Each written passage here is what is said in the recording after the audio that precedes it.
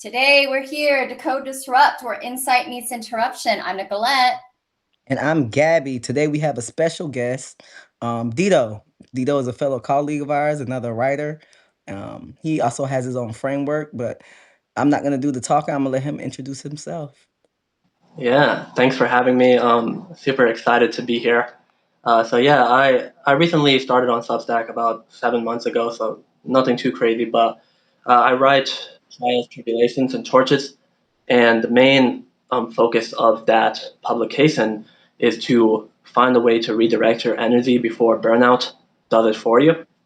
And the reason why I even came to Substack in the first place to write about that was because I had just came out on the other side of a quarter life crisis recently that happened last year, and it was tough. It was tough for me to figure out what I was doing wrong and why I even got burnt out in the first place because I didn't have much insight or support in that specific area, and I kind of just like had to figure it all out on my own. And it was a pretty tough area to navigate, but I wanted to be able to help other people navigate that specific space, and that's also why I started up my recent coaching program, Torches Transformation Coaching, as well, to help with that specific need. All right, I appreciate it. So, Whitmore, you kind of pushed us toward our next segment naturally. Why does this topic matter to us? That's kind of where we go in every episode. Just a caveat: this isn't another burnout episode. I know we technically did burnout on episode 2. This is looking at burnout from another perspective, following last week's episode on discipline, and it's gonna. You'll see by the end of the show, it'll all tie together on why we had to revisit burnout from another perspective. But Nicolette, why does burnout matter? Why does this topic matter to you? Burnout by the design. Yeah, thanks, Gabby. This one's really tender for me, if I'm being real. I had my own quarter life crisis 20 plus years ago, and I'm just hella grateful for Dito for creating this space and sharing his gifts and his talents and what he went through, to help people because I didn't have a lifeline or insight or help or support.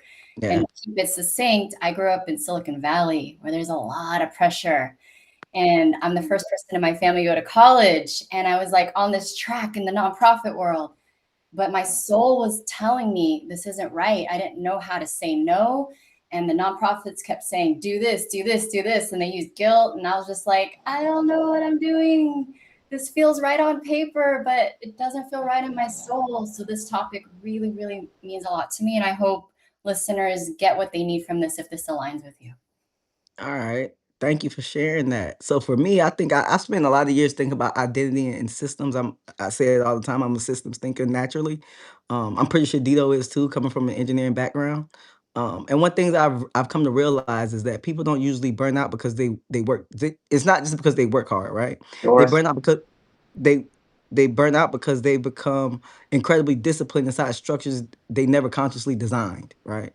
And Mm, so they inherited definitions of success and kept promises that they no longer believed in and confused endurance with alignment. Because I think my biggest issue is misalignment, mhm. right? Especially I struggle with that fine line between my systems logic thinking side and my natural creative abilities, right? So for me, it was misalignment. Yeah. Thank you, Gabby. And Dito, do you have anything more you want to say on why this topic is important to you? Yeah, I mean, I would say specifically like there are I've seen a lot of people, like even friends and family, that are like incredibly like capable people. And the thing is, like on the outside, like it looks like they're successful, but they're holding like this exhaustion inside, similar to what I was doing as well. And I think it's important to be able to recognize what that is and like name it and say, it's not okay to be like that, and find a way to, shift the narrative and change it before it becomes like a really big problem. Yes. So yeah. All right. And we have to say hi to Marlena. Grateful for your presence. Always, Marlena. Thank you for And, Yeah. always supporting. I think she's all of our friends. Uh-huh. She's the glue. I'm telling you. That's how Yeah, I she's the felt, glue. right? Yeah, Great. Marlena. We love Marlena. Hell yeah. Okay, this might be the meatier part of our episodes, but we gotta decode shit. We gotta talk about the things. Okay, so what is burnout really? We're gonna explore angles like what we're taught burnout is, where it actually begins. Talk about high performers. We touched on that, and the difference between tired and misalignment. So we're going to go ahead and have Dito decode that for us. Yeah, so I think specifically a lot of people think that burnout begins with exhaustion, and exhaustion can happen. It is possible to just be doing too many things at once, even if you love doing them. But I think the bigger problem, and the one that most people run into, is that you're in misalignment, similar to what Gabbi was mentioning before. And it's the thing is, like, it can be hard to understand the difference because it shows up as exhaustion, like on the outside, right? But the reality is, you're just doing a lot of things that are not aligned with your strengths and might not be aligned with your values either. And that's where the problem comes in, where it can be hard for you to maintain that. So you could be working hard and you can even be successful, but you're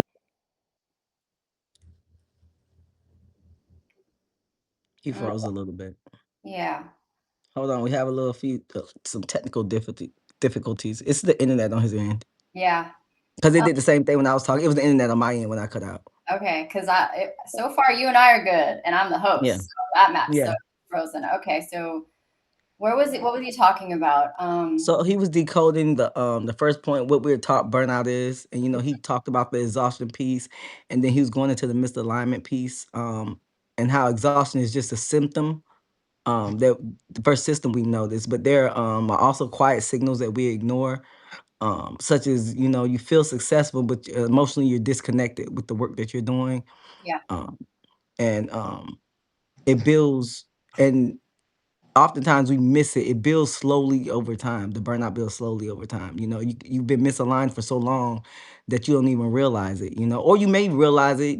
Hey, this certain job or this position or this project really doesn't work to my strengths. And then we're talking, and on that strengths and weaknesses, we're always taught to work on your strength, work on your weaknesses. But I think that's backwards. I think people should go where their strengths lie. Yes, Um, 100% rather goes than back yeah, to rather than what talking about yeah, strengths and values, and if you're not really, coming back to center. Remember we talked about that with Kita? we Trust did. yourself, coming back to center, and if you're just doing a bunch of things, and Dito said this, even if you're excited about them, it's still misalignment, right? Yes, you might have to invite him back in, but we Okay. can continue the good discussion.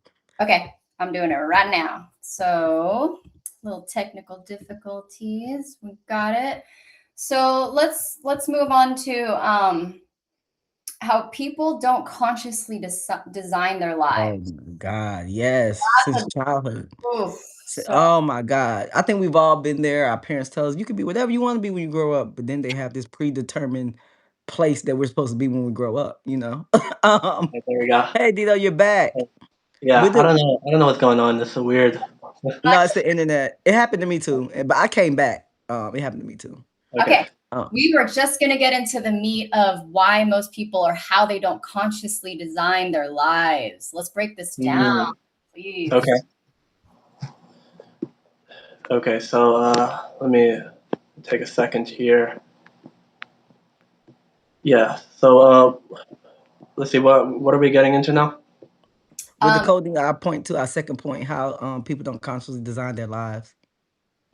Yeah. So a lot of the things that happen is like you run into like family, culture, schools, systems in general that already have like systems in place that steer you towards a specific direction. And a lot of those school systems and family expectations might not be aligned with who you are as a person and where you want to go with your own life. And it can be very tough to understand the difference between what expectations are placed on you versus what's actually best for you, right? And I think another issue that causes is that once you get locked into a specific path, and we're gonna eventually go deeper into this later, like with the sunk cost fallacy. But like once you get locked into a path, it gets even harder to break out of it, right? Because now you have the fear of judgment, and you don't want to go against what society is telling you to do or what your family is telling you to do, and it can also be seen as a risk as well compared to taking the more safer path that doesn't involve too many intricacies, right? So I think it's a combination of all those things that make it hard to break out of that specific trap. Mhm. Yeah. No, I Gabby, agree do you with have I anything? agree with yeah, I agree with all that. I think the biggest one for me was culture and family. Not culture in the sense of well, yeah, culture in the sense of being an African American woman, you know, the strong black woman. That's who Mm, Mm, I can't let go of that trope. Also culture because I'm military, you know, military culture, you know. mm, From a young soldier, I was told, NCOs don't make excuses, they make it happen, oof. by any means necessary. And then the family piece, like I was saying before Dido came back, is you could be whatever you want to be, but then you go out and you create your own path and everybody has all these opinions about them. But Yep. I've always like there's a part of me that subconsciously rejected everything. Like I've always been like a rebel with a cause. I'm like, no, this doesn't feel right. It just feels mm, stupid. you know? Um, but to actually break free from that is another thing. And I think now that I'm at the point where like, no, I'm just gonna consciously design my own life. Um, I don't want to. Yes, you have to say that every I have episode. to say it every episode. I don't want to. I don't want Thank to. you for sharing that, Gabby, because you're getting it from all angles, right? Yeah, you get it. Yeah. So what comes up for me is I want to reframe love, especially immigrant cultures, right? A lot of families come here to America with the American dream and it's fear-based and they don't know any better. It's like we have to do this to survive in this country. So they pass down these values that are actually rooted in fear and scarcity. Like you have to go to college, you have to do this, you have to do that. Um, It's coming from love, mhm. but you're not listening to your soul. You're not, you know what I mean? And so there's this generational shift. And I don't want to get too deep into it, but that's what comes up for me. Okay. Okay. Moving on. Let's decode a little bit more about being tired versus being misaligned. Because, when we're always in output mode, curation mode, performance hustle culture, what do you want to say about that, Dito? yeah, definitely. So I would say like being tired is more like you just need to find like a little bit of recovery for yourself in order to get back into shape. But if you're misaligned, though, that's a completely different story. That means like your whole foundation is not really built out for yourself, right? And building on the wrong foundation, everything is flimsy. It means that even if you try to take a rest from that, it's really not going to help you, because like any type of vacation is just going to be more of a escape route for you to get away from that life, instead of just enjoying your actual life and not needing an escape from it, the other way around. Yes. I I got agree chicks with that. on that one. I know. 2000%. I love the way you said that. Mhm. I Design the life you don't need to Yeah, escape from. Jonathan. Yeah. Okay. And Michael Kuhn, thanks for being here. Thank you. We always appreciate everyone joining live and watching the replay. So yeah, we're moving through the decodes really well. Why don't you give us a little bit of your teaching magic and some key lines before we move into disrupt? Yeah, of course. So the hardest part about burnout isn't admitting you're exhausted. It's admitting the thing you're exhausted from might not be yours anymore. And burnout isn't always your body asking for rest. Sometimes it's your identity asking for redesign. The body often tells the truth long before the mind is willing to. I Ooh, love that. I love the quotes you came here with. So for those of you watching, I know you know this is episode 5 now. We always ask our guests to come up with some quotes to leave you all with. And we call them key lines here. Like so. But yeah, thank you for that, Dito. yeah. I even Kita last week, we're talking about how you fucking get the mind and the body, even the heart in coherence. That's a big term you hear in like the neuroplasticity world, right? Coherence. So that you're aligned. I mean, to find another word. And so just to end on that note, your mind is gonna have noise. And then that noise is reflected in your external world, like your friend chirping at you and all this distraction. How do you stay on task with your values and your mission? So I don't know. That just keeps ringing through to all our episodes and like getting mind, body, heart aligned. So Yes. I and agree with that. without further ado, we're going into Gabby's favorite section of the episode. Yes, disrupt. So, the code section kind of breaks down the topic, what the topic actually is, why it's important to us, and then we decode like different subsets of that topic, right? Now, disrupt, we do the opposite. Well, not really the opposite. We come in and we take those same subsets and we disrupt each one, right? So, Mm.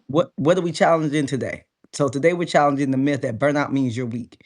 So a lot of people believe that burnout, I just need to be stronger. I need more discipline. I need to push harder. And I want to challenge you today. What if you've already proven that you're disciplined? You know, we've already done that. So, Dito, productivity is a solution, right? We optimize everything. Yeah, definitely.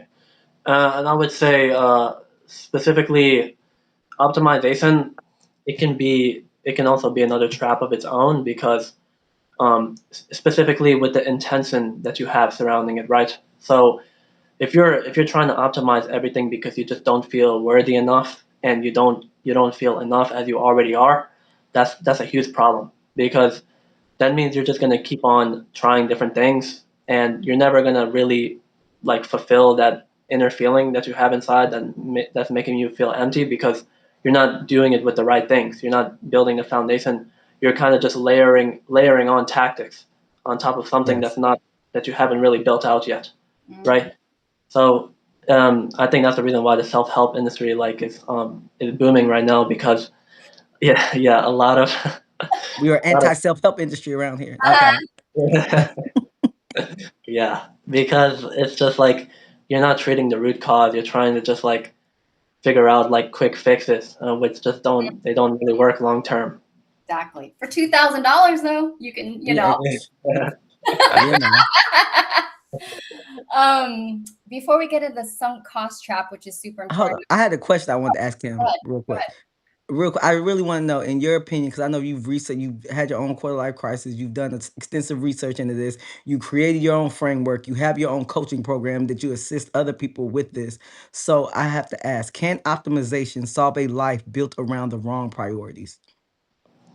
No, definitely not. I mean, I tried to do Yeah. it. So, It just so it's not in your morning routines, it's not in your supplements, it's not in your apps, it's not in the time blocking, it's not in the habit tracking. What do you think is the productivity solution, the actual solution? Good question, mm, Gabby. the productivity solution, I think, is actually not to focus on productivity like at all. I agree with that. I agree too. I agree with that. Okay, I love that. And my segue before Gabby was there, Marlena commented, I need to be consistent. And I want to call you out, Marlena, because that to me, I hear you. I get it. I also feel like it's not, we talked about it with Kita. Consistency doesn't have to look a certain way, Yep. right? We could be our own inner critic. And if we get into that trap, we're wasting energy judging ourselves. Like, not to go too off a tangent, but consistency is, I see you, girl. I see you on your Yeah. Substack. It's you consistent, okay? Every day, all day. So what Marlena, are you talking about? So since we're here, right? Since we're talking productivity, I'm going to shameless plug something from Calibrated Chaos. My own framework, and if you've gone to my page, the framework is published via articles back in April. Um, and the actual book is coming out with the workbook. But let's talk about Marlena. What was Marlena's? I need to be consistent. So when you talk consistent, I'm not gonna completely shoot that down. But what I will say is you need to figure out what consistency looks like for you, right? Mhm. Because this is about avoiding burnout. And Dito is the expert on consciously designing your life to avoid burnout. Something you design something that aligns with you. So here's my shameless plug. My framework: move, build, commit, execute, right? So you decide to move. Move is before you move. There's a portion of the book that talks about the steps you take before the first step, which is move. Before you move, you decide what you want your life to look like. And moving is the consistency. So once you decided what you want your life to look like, you move on that, right? And then you start with the first one thing, we make one change at a time. And then you build after you've been consistent with that first move because you're designing your life. So your move is um shaped around you, is what you want to do. Then you build after the next month. You're on month 3 now. You commit. So now you're just making sure that you're keeping up with everything. You've introduced the third step, right? Your third design, whatever that looks like for you. And then you just execute from there, you know? So that's my little shameless plug with my framework. I'm sorry, guys. Okay, okay, I see you. Yeah. I feel like we can totally go on a tangent because I appreciate you, Marlena, for bringing that. But let's go back to Dito, and Yeah. I really want him to break down the sunk cost trap. And if we have time, Yes. we'll go back to that. Okay? Yep. Awesome. Sounds good. Yeah. So the Yeah. challenge, I choose this path. That's the sunk cost trap. I chose this path.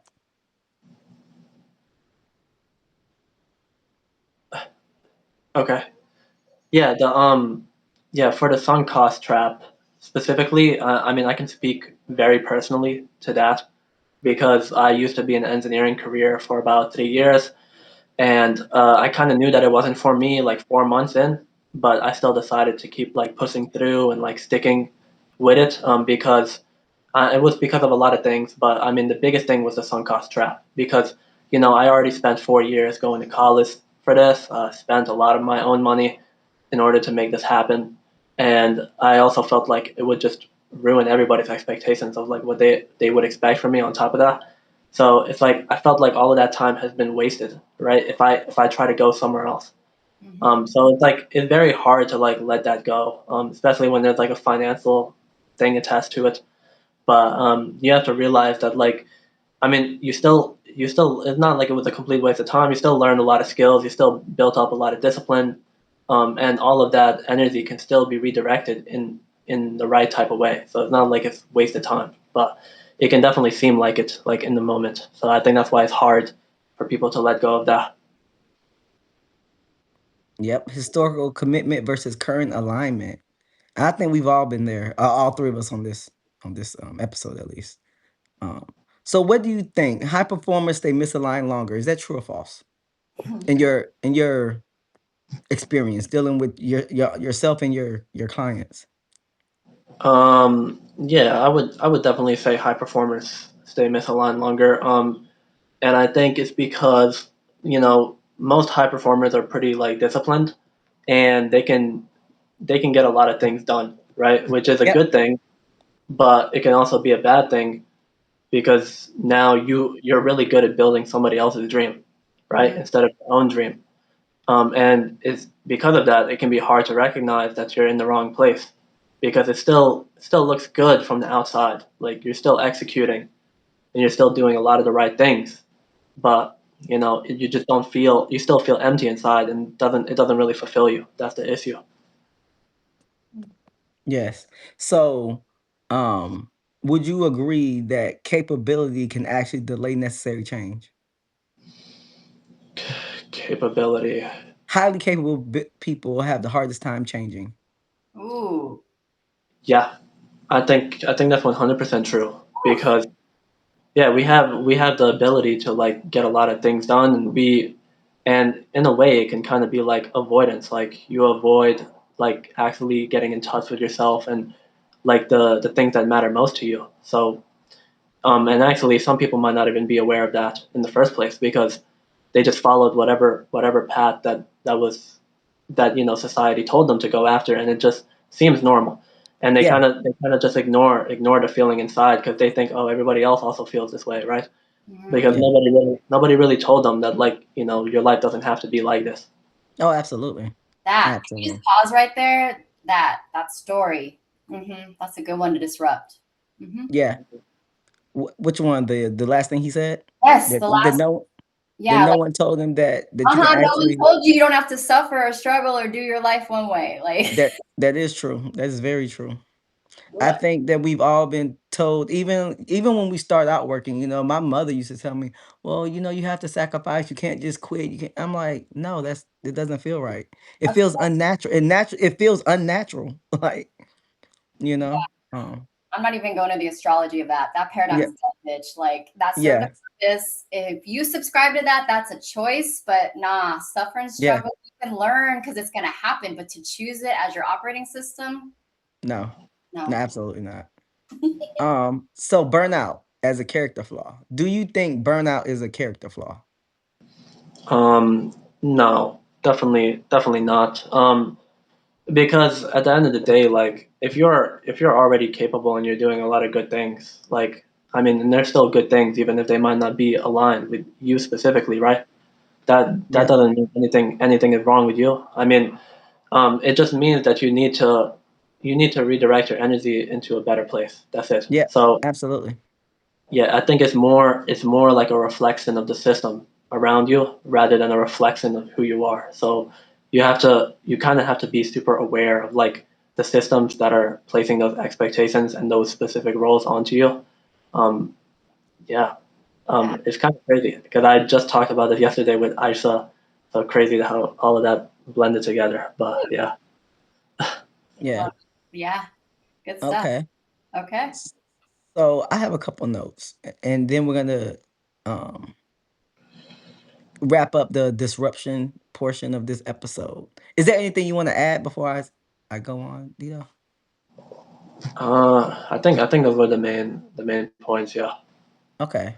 So would you agree that every system is perfectly designed to produce the results of what it's intended to produce, right? And if your life keeps producing burnout, then you don't immediately blame yourself. You know, you study the architecture of the system that you're working within, right? Um, and figure out, hey, what is this system rewarding? What is it costing me or the system? And who designed it? Who is the system actually designed for? You know? And I think asking those three questions will kind of give you the answer that you need to internally decide whether or not this is the system that you want to continue to operate within, right? I think the key disruption here is that the opposite of burnout isn't rest, that it is actually alignment, you know? And discipline applied to the wrong structure doesn't create fulfillment. It creates a more efficient version of burnout. Mm, And that's just my 2 cents. Yeah, definitely. I like it. Yes. So Dito, we like to do a recalibration portion, follow the decoding section, and then disrupt, and then we like to recalibrate. You know, we decoded what burnout was, we disrupted it, and let's tie it all together now. Let's recalibrate. All right. So Okay. do you have any reflection questions or key takeaways or anything for our audience today? Yeah, so like one reflection question specifically is like you can ask yourself, what am I being disciplined toward? And don't ask yourself what should I do better, but ask yourself what am I building, right? I like that. Because like, Yeah. Like a North Star, like, right? You're I like guiding. that. Love it. I love yeah, that. yeah, a place where you can choose your energy. And if there's any takeaway that I want people to take away from this conversation is like notice where your energy disappears, not because the work is difficult, but because the work no longer feels connected to who you're becoming. And make sure you pay attention to that signal and don't silence it, because the body always keeps score. Okay. I learned the hard way. Oof, with the body keeping score. If and I'll come back to you, Dito, but to share, like in my quarter life crisis 20 plus years ago, my body revolted through really bad mental health. I went to a deep depression because my shame spiral is like, girl, you have 2 degrees. How lucky are you? First person in your family, like all that money I spent.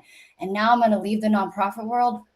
There it was like either or. And I didn't know what the fuck to do. So always listen to your body. I even then went and started a business to teach yoga and people to be in their bodies. And I wasn't in my body because I was in the Bay hustling, making like no money as a yoga teacher. So please, Mm. please listen to your body. I can't believe you make money as a yoga teacher back then. Yoga's making all the money. Okay, I made less for one private because that's how the studios worked.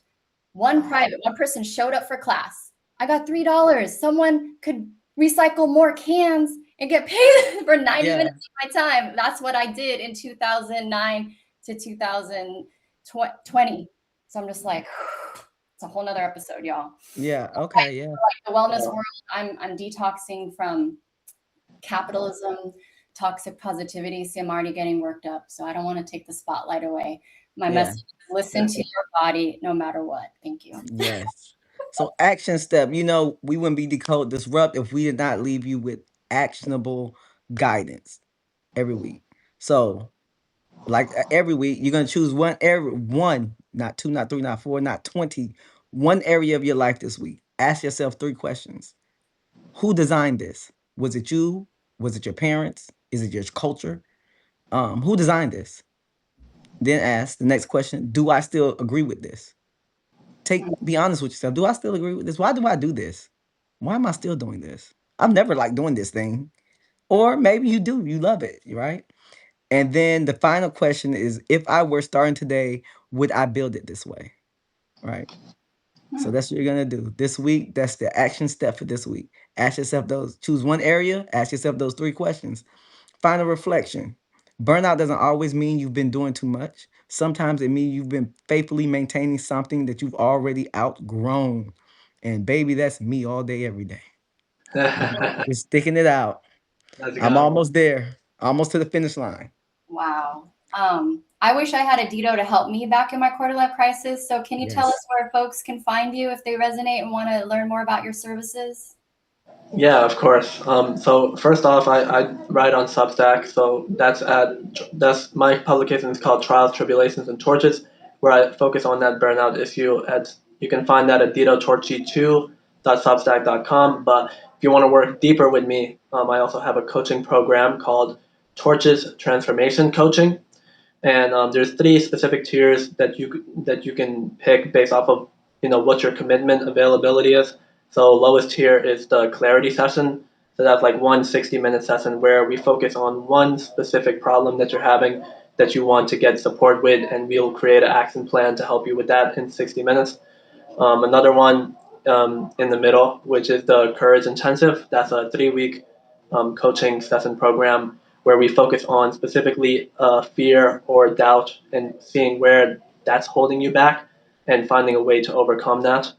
And then lastly, my biggest offer is my Torches Transformation program. So that's the full 8-week program where I go through my framework and focus specifically on being able to let go of the past, being able to rewire your relationship with fear, and then being able to take aligned action towards a better future for yourself.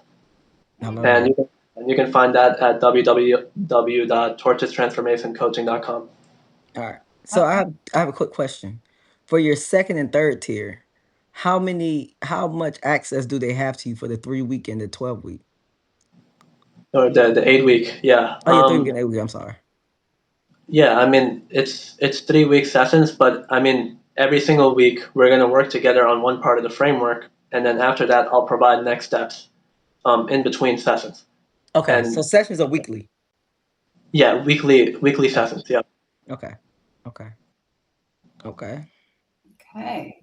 How do we feel, y'all? This is, not a fun topic, let's just say that, but we came at it from a different angle and so much came up. Do we feel good about what we decoded, disrupted, and how we're helping listeners in the audience and all of us just recalibrate to what's important? Is there anything we want to add before we close this up? I think the goal isn't becoming better at surviving your life. I think it's to become intentional about designing it. I think that's the most important takeaway. I got you on that one, man. Yeah. Yeah. Yeah. Intentionality and alignment. I mean, those words used to be woo to me, but I'm really glad we're bringing roots to them and giving y'all, and just even I get insight from every episode. I'm out here practicing myself, right? Like that's the beauty of this is we're right here with you. And I love that Gabbi, shameless plug, how she could be of support. Dito's here, and that's the beauty of abundance. And I'm gonna take a minute. If you don't know me, I'm Rebel Sage over at Visionary Playground. And if you feel called to work with me, I look at everything from multi-angles, like all of my training. And basically I could do energy work because not all of us are designed the same. Do you know your human design? You need to know your emotional decision-making skills from an energetic perspective, your chart. Astrology helps you know your energy, and you have free will to use that energy any way you want to. Okay. And then I also have behavior training from Cal, where we actually break shit down. And we also do journeying, where I go into your subconscious and rewire your brain with you. So if that speaks to you, you can hit me up at Visionary Playground. I love that. I love that. So are we ready to close this thing out? Yeah, I just feel, I don't know, people on the chat had some really good Good. Oh yeah, let's go to the chat. Yeah, yeah. I want to before. I just feel like there's something missing. Like, I don't even know what polymaths is. Shogun Eden Odin, if you're still on the call, does someone explain what that term means? No, I've heard the term, but I can't define it right now. I know I am one though. You know, I feel like a polymath is people that can connect things that are seemingly don't connect. That's as much as I know. If Shotgun Odin can confirm whether or not I got that right, but I think that's what a polymath is. But polymath and neurodivergent is all the same thing to me, right? Yeah, same. I think it's just another word for neurodivergent. Thank you. Yeah, I think based off of my understanding, it's like someone who's a master at generalizing, like a specialized generalist. I think is the best way to say that. Like the old school, like jack of all trades, Jill of all trades. Like a lot. Okay. Before that was not rewarded. It was like no, but with the rise of AI, and this is what I've been saying, with the rise of AI and robotics, right? They're gonna be the polymaths, the neurodivergents, the specialized generalists. These we are the future. We are the future because a neurotypical mind can do the AI and robots can do what a neurotypical mind does. So excited. Like, what are you gonna do for work? How are you gonna be of service? You can't think differently. So it's the age of the high IQ individuals. It's the age of the neurodivergent mind. It's the age of the polymath. It's all of that because we're the only ones that can outthink a robot. Yeah. Emotional intelligence is emotional intelligence is going to be, and I've been studying emotional intelligence since 2015. Something just told me to deep dive in it. And a lot of my work is rooted in emotional intelligence, right? You're not like emotions is the only thing that can separate a robot from a person is emotions. So what are you gonna do with the rise of AI? They're gonna quickly find themselves out of work quickly because you have nothing else to offer. And I don't see how people didn't see this coming years ago. I saw this coming years ago. So I just keep my head low. It's my time. It's our time. It's our time to shine. It's our time, right? All of us like, yes, I love that. Oh my God. Yeah, it's our time to shine. Our time to shine, baby. Yeah. The more uniquely you are in your genius and supported, like by Dito, like let's do it. Like say yes to support. Find your people. Like shine your unique way. It's our time. Yes, it is. I'm so excited. I love it. Okay, I feel hella good. Let's close this. So thank y'all. If something in this conversation disrupted you, maybe you don't rush to fix it. Why don't you sit with it? Especially if you spent years believing exhaustion was simply the price of success. Because maybe discipline was never your problem. Maybe you've been disciplined all along. Yeah, maybe what needs to change isn't your effort. It's your architecture. And maybe the bravest thing you can do isn't push harder, it's to redesign what you've already been pushing toward. This is Decode Disrupt. Where insight meets interruption. Yes. Thank you all for joining. Thank you. I'm glad Dito got back on the call after a little glitch. Dito, this is a great episode. We enjoyed having you. You are a wealth of knowledge in this area. I love your respective lane. Yeah. Thank you. Every one of you for your comments because y'all are lit, dude. I see you. Thanks to everybody that watched live. Yes. Thanks for having me. I appreciate it. Peace. Of course.